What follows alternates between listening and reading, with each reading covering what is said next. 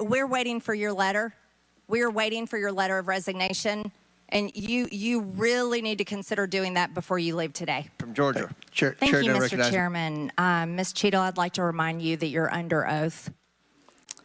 The site team has a senior supervisor, an advanced team, a protective intelligence team, a counter sniper element, and detail. Who was the agent in charge? How long has she been the agent in charge? And what is her Secret Service background? So I'm not going to provide a name. Why not? You're here to answer our In this questions. forum, I'm not going to provide names of. You stated in your testimony, you said, I am here today to answer your questions. That is correct. Answer the question.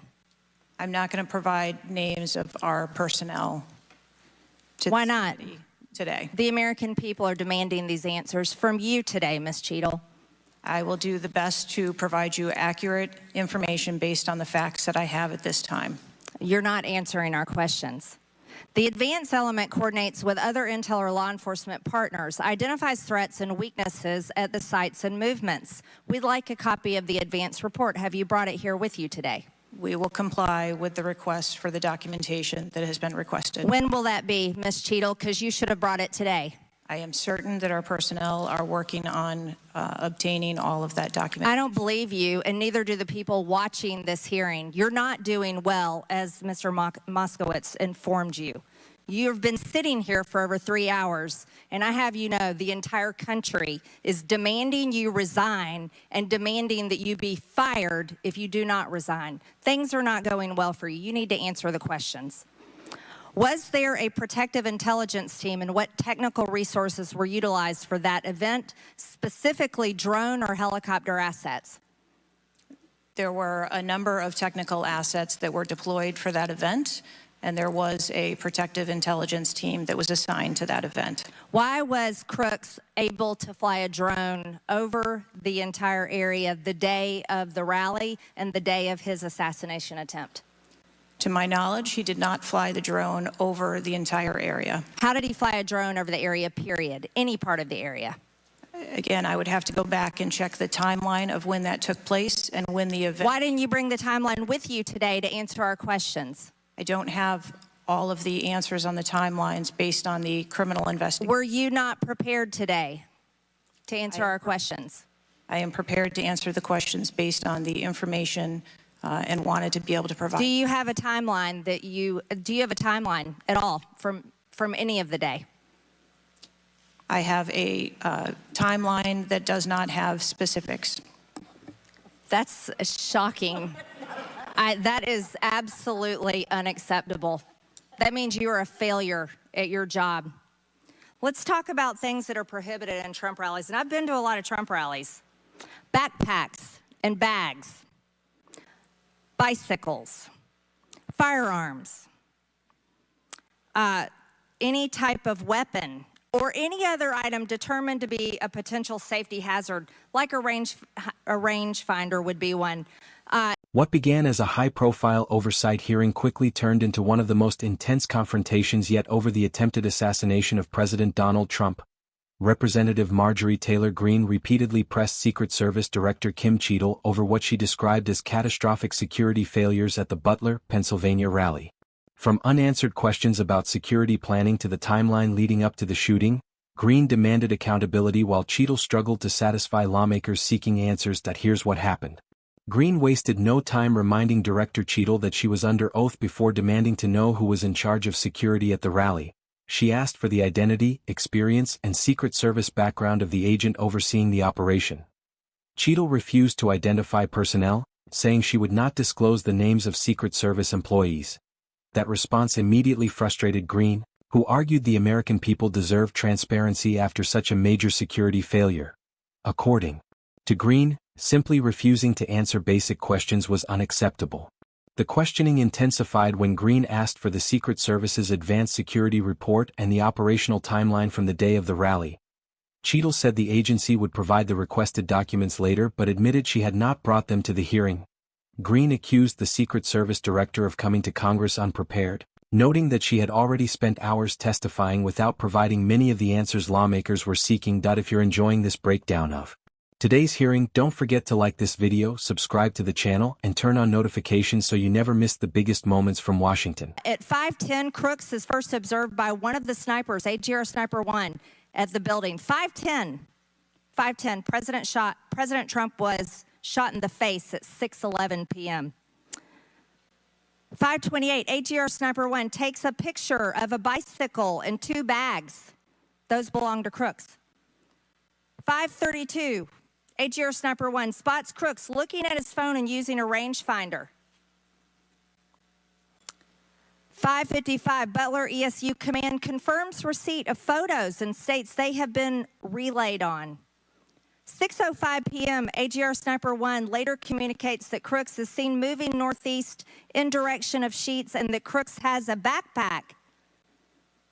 2 minutes before the shooting, while President Trump has been allowed to take the stage, people see Crooks laying on his stomach in a sniper position on the roof, and they're yelling he has a gun, and they are trying to alert law enforcement and Secret Service. Why was Crooks not shot by the snipers? Why was he allowed to be there? As soon as the individual was identified as a threat, they were... No. What do you consider to be a threat? A man with a gun laying in a sniper position, a man that had a backpack, a man that had a bicycle, a man that had a rangefinder. At what point is he determined a threat?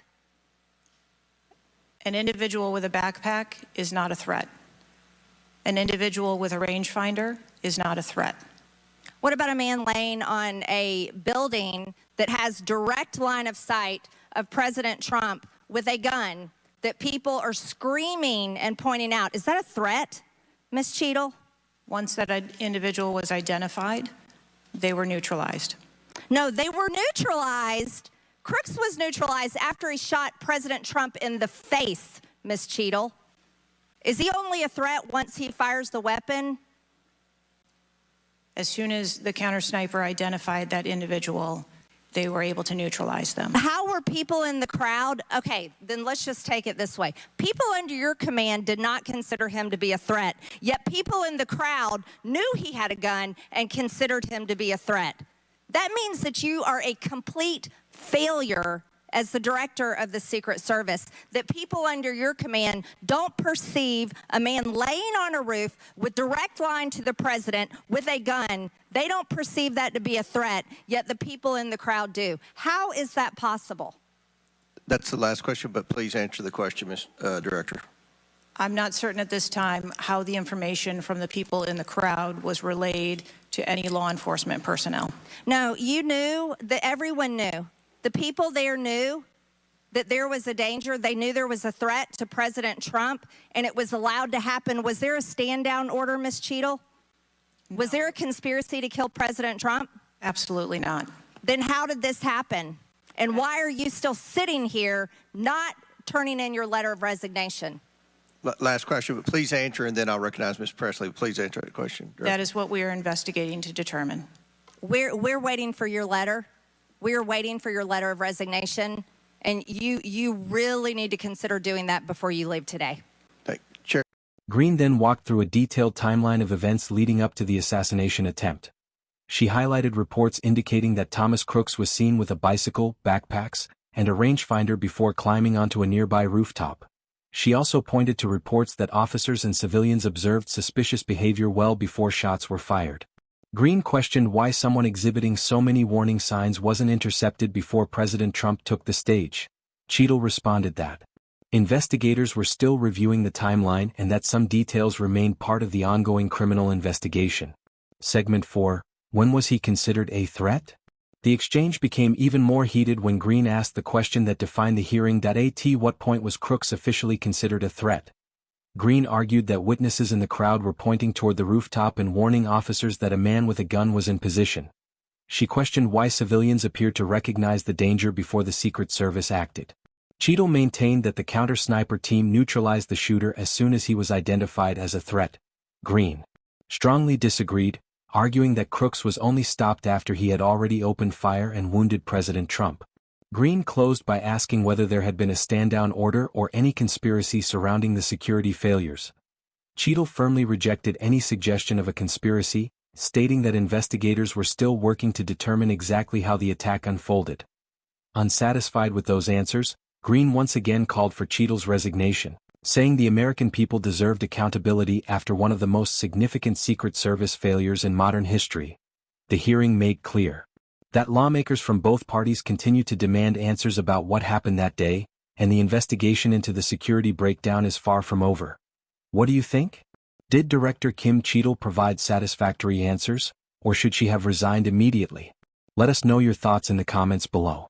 Don't forget to like, subscribe, and we'll see you in the next video.